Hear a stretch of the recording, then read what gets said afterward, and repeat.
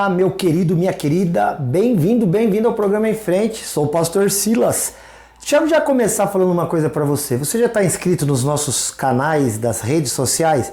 Se você não está, por favor, vai lá agora. Vai, por exemplo, no Facebook, procura lá Em Frente Responde e curte a nossa página. Vai lá no Instagram, Em Frente Responde e segue a nossa página. E principalmente, claro, vai lá no YouTube e se inscreva no nosso canal. O nome é Em Frente Responde. E aí você vai ter lá muitas oportunidades de estar com a gente aqui conversando, beleza? Faça isso aí, vai ser muito bom. Querido, hoje nós estamos no dia 27 de dezembro de 2021. Meu Deus, está acabando o ano. Essa é a última semana do ano de 2021. E que ano, hein?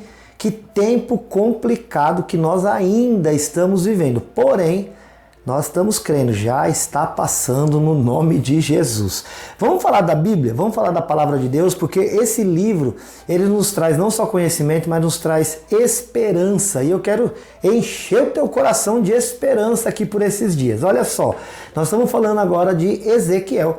Nós estamos naquela categoria que são os profetas maiores, Dentre os profetas maiores a gente tem Isaías, a gente tem o Jeremias, que junto com o seu livro tem Lamentações de Jeremias, e nós temos o Ezequiel, e depois nós vamos ter o Daniel. Mas agora vamos falar do Ezequiel.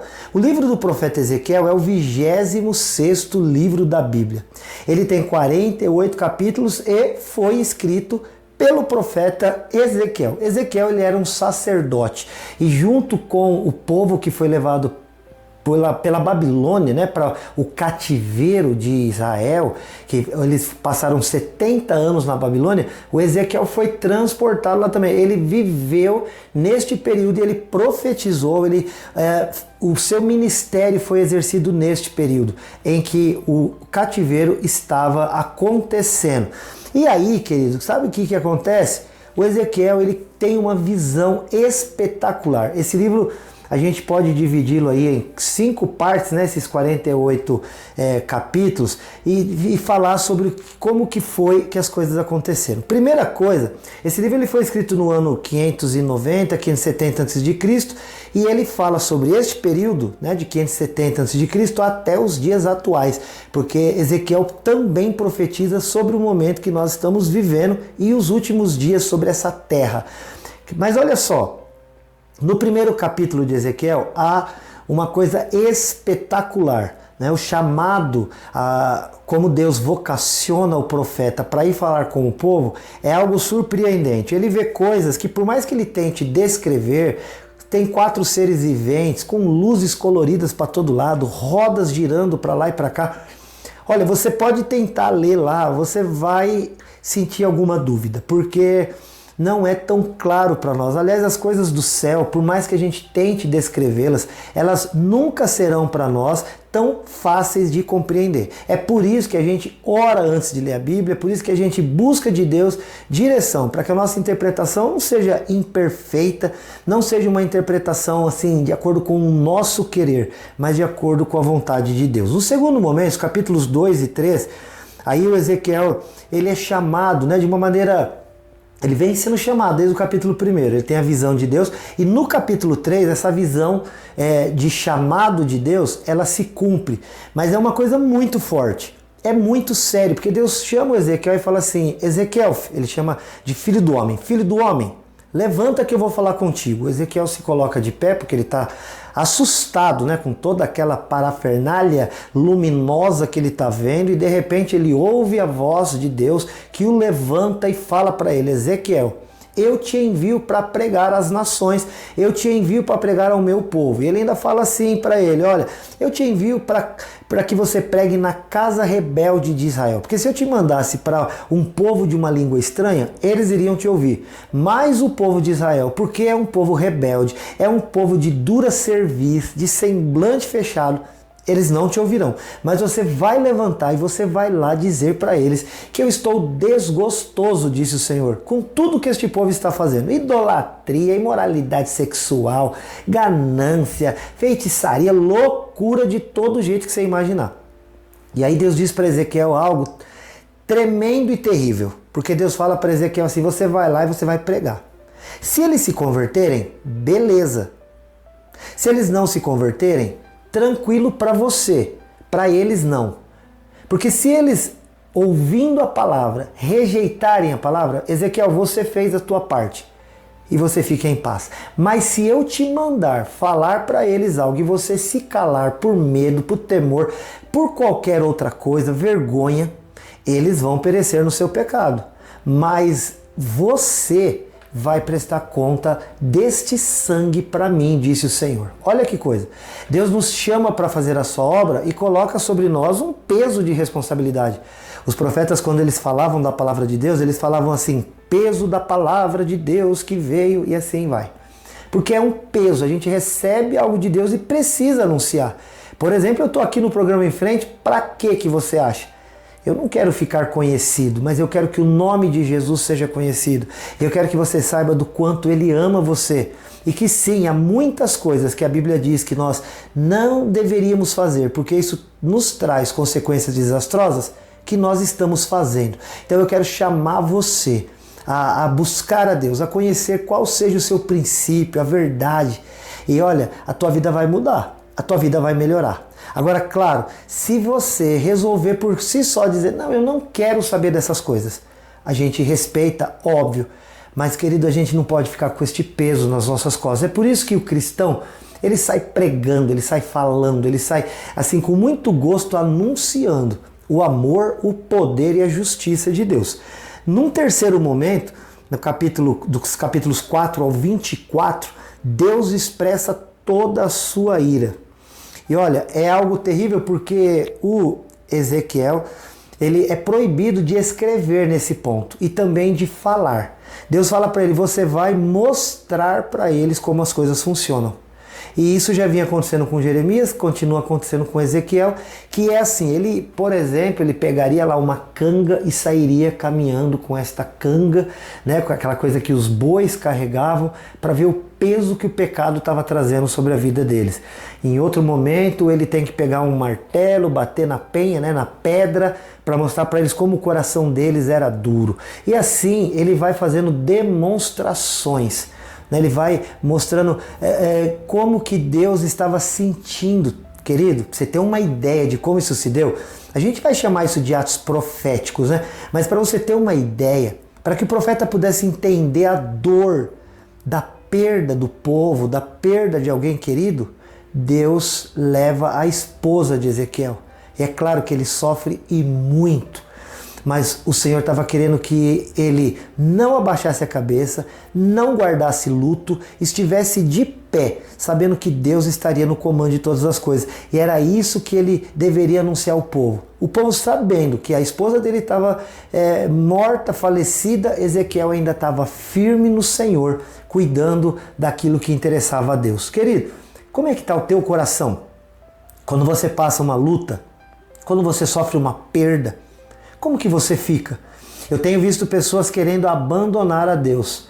Sabe, uma frase muito bacana que eu ouvi por aí, que diz assim, olha, Deus não poupou o filho dele de ir por deserto. Por que que Deus iria nos poupar e iria nos encaminhar somente a pastos verdejantes? Que ele não pense que a nossa vida aqui na terra vai ser um mar de rosas. A palavra de Deus diz em João 16:33 assim, estas coisas, disse Jesus, eu tenho dito para que em mim vocês tenham paz. Porque neste mundo vocês terão aflições, mas tem de bom ânimo, porque eu venci o mundo. Então, da mesma forma, você vai vencer. Deus vai te dar graça, alegria e paz. E você vai ver como é bom servir a Deus. Depois, num quarto momento, entre os capítulos 25 a 32, acontece o julgamento dos zombadores. Olha, não fica barato não. Eu vi uma frase de para-choque de caminhão que diz assim, eu sou protegido pelo quarto homem da fornalha. Você conhece essa história? Essa história é o seguinte, o rei Nabucodonosor fez uma grande estátua lá em Daniel capítulo 3, que é o próximo profeta, né? E ele manda chamar todo mundo e fala, olha, eu vou tocar aqui uma música, muito bem tocada por sinal, uma orquestra. A hora que a música começar a tocar, todo mundo vai se curvar diante da estátua que eu mandei criar.